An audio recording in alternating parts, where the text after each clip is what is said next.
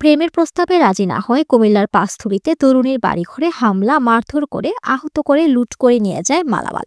কুমিল্লা সদর উপজেলার পাঁচথুবী ইউনিয়নের রাঙ্গুড়ি গ্রামের মনির হোসেনের ভাগ্নি লামিয়া আক্তার মনির হোসেনের বাড়িতে অবস্থান করেই কুমিল্লা এলপিজিতে চাকরি করেন।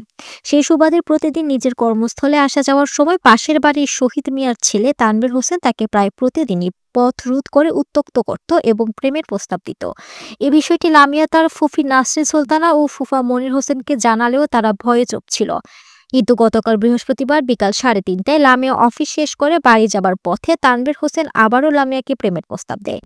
এতে লামিয়া রাজি না হয় তানভীর ও তার সহপাঠী জহিরুল ইসলামের ছেলে শাওন, মৃত অনু মিয়ার ছেলে কবির হোসেন ও শহীদুল ইসলাম, ঘরজামাই নিজামুদ্দিনের ছেলে মেহেদী, জহিরুল ইসলামের ছেলে তুহিন সহ আরো অজ্ঞাত 2-3 জন মিলে লামিয়াকে উঠিয়ে নিয়ে যাওয়ার চেষ্টা করলে লামিয়ার চিৎকারে ফুফা, ফুফু ও প্রতিবেশীরা দৌড়ে এসে তাকে উদ্ধার করতে আসলে তাদেরকে অশ্লীল ভাষায় গালমন্দ করে মারধর করার জন্য উদ্যত হয় তানভীর ও তার লোকজন।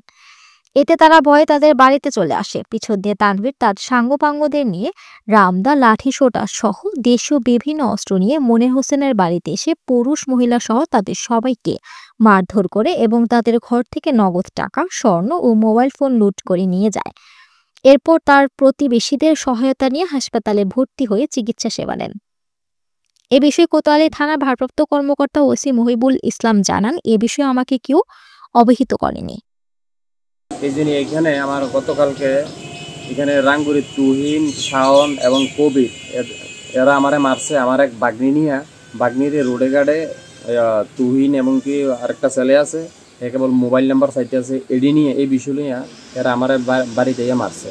মারার পথে আমি গতকালকে আমি অভিযোগ করছি, প্রশাসনের দৃষ্টি আকর্ষণ করছি, আমি এটা সুষ্ঠু বিচার চাই। আমাকে মারছে, এই দেখেন আমার চোখ এবং কি আমার গায়ে এবং পুরো আমার শরীরে এরা দাও অনেক ইয়ালি এবং আমার ফ্যামিলিও কালকে আসতে পারছি না। পরে পুলিশ আইয়া আমাদেরকে বাড়িতে নিয়ে আইছে, এরা বাজারও বসে আসলো। পরে আমাদের সেনাবাহিনীর কাছেও গেলাম, আমার নাম্বার দিয়ে দিছে, বলছে ঠিক আছে পরবর্তী সমস্যা হলে তোমরা আমাকে কল দিবে।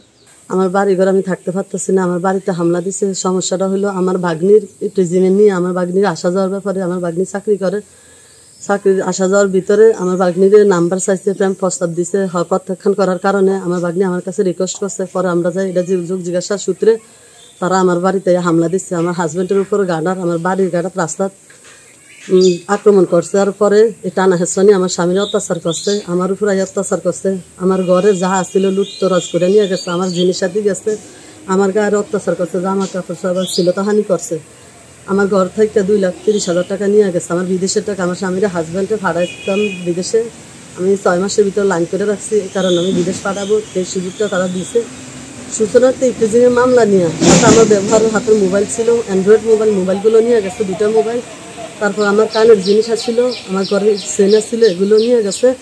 স্যার আমি প্রশাসনের কাছে বিচার চাই স্যার, আমার নিরাপত্তা নেই। আমি একজন অসহায় নারী, দুর্বল, আমি একজন প্রেগনেন্ট মহিলা, আমার উপর অত্যাচার করছে।